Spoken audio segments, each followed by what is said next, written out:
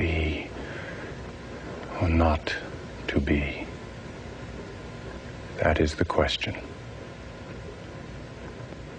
Whether 'tis nobler in the mind to suffer the slings and arrows of outrageous fortune, or to take arms against a sea of troubles, and by opposing, end them. To die. To sleep, no more. And by a sleep, to say we end the heartache and the 1,000 natural shocks that flesh is heir to. 'Tis a consummation devoutly to be wished. To die. To sleep. To sleep. Perchance to dream. Aye, there's the rub. For in that sleep of death, what dreams may come when we have shuffled off this mortal coil must give us pause. There's the respect that makes calamity of so long life. For who would bear the whips and scorns of time? The oppressor's wrong, the proud man's contumely, the pangs of disprized love, the law's delay, the insolence of office, and the spurns that patient merit of the unworthy takes, when he himself might his quietus make with a bare bodkin. Who would these fardels bear to grunt and sweat under a weary life, but that the dread of something after death, the undiscovered country from whose bourne no traveler returns, puzzles the will and makes us rather bear those ills we have than fly to others that we know not of. Thus, conscience does make cowards of us all. And thus the native hue of resolution is sicklied o'er with the pale cast of thought. And enterprises of great pitch and moment, with this regard, their currents turn awry and lose the name of action.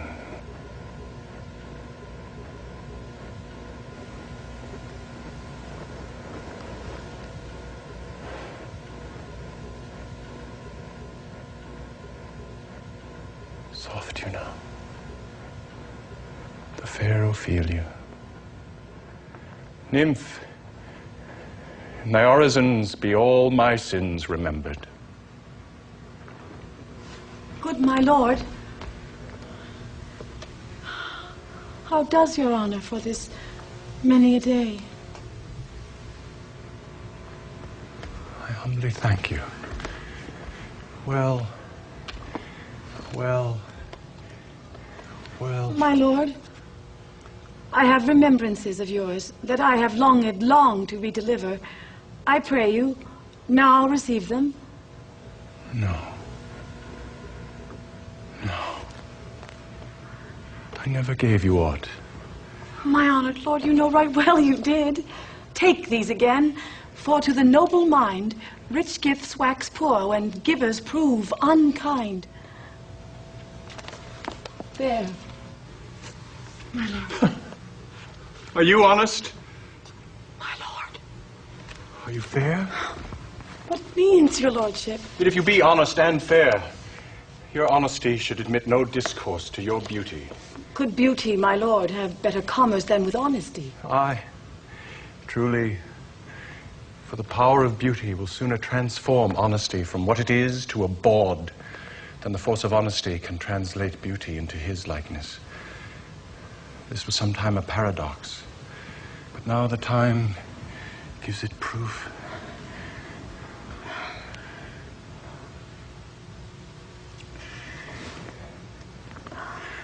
love you once. Indeed, my lord, you made me believe so. You should not have believed me. For virtue cannot so inoculate our old stock, but we shall relish of it.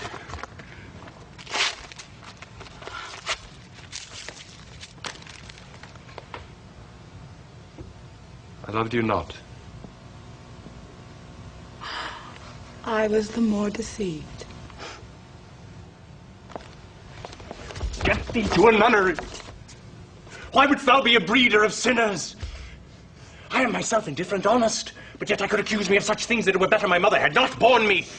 I'm very proud, revengeful, ambitious, with more offenses at my beck than I have thoughts to put them in, imagination to give them shape, or time to act them in. What should such fellows as I do, crawling between heaven and earth? We are errant knaves all. Believe, none of us! Go thy ways to a nunnery!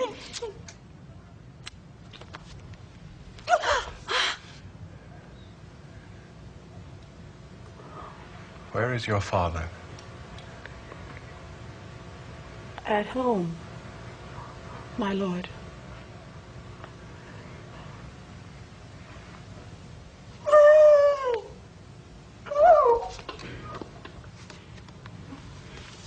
Let the doors be shut upon him, that he may play the fool nowhere but in his own house. Farewell! Oh, help him, you sweet heavens! If thou dost marry, I'll give thee this plague for thy dowry. Be thou as chaste as ice, as pure as snow. Thou shalt not escape calumny. To a nunnery, go, farewell. Or if thou wilt needs marry a fool. For wise men are well enough what monsters you make of them. To a nunnery, go, and quickly too, farewell! Hurry, fellows, restore him! I have heard of your paintings, too, well enough. God has given you one face, and you make yourselves another. You jig, you amble, and you lisp, and you nickname God's creatures, and you make your wantonness, your ignorance. Go to! Oh, no more on't! It hath made me mad.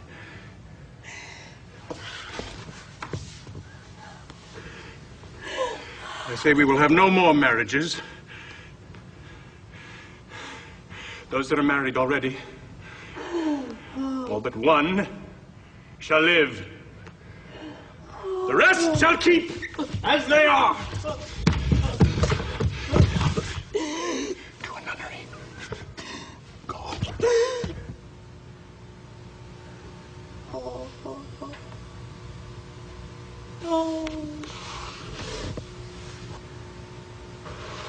What a noble mind is here o'erthrown.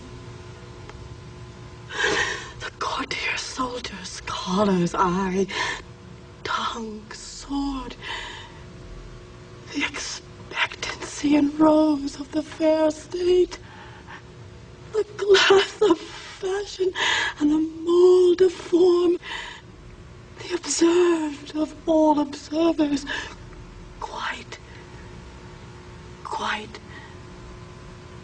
down.